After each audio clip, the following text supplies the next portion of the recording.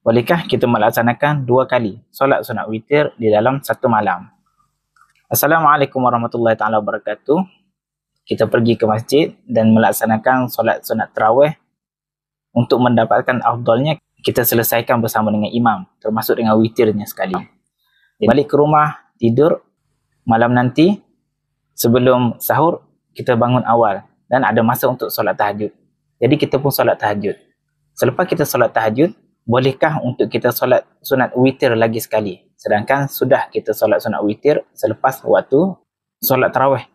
Jawapannya adalah tidak boleh berdasarkan pendapat yang terpilih dalam mazhab Syafi'i.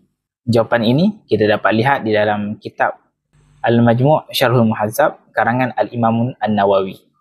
Ianya berdasarkan kepada satu hadis yang berbunyi la witrani fil lailatin, yang bermaksud tidak ada 2 witir dalam satu malam. Hadis riwayat Abu Daud.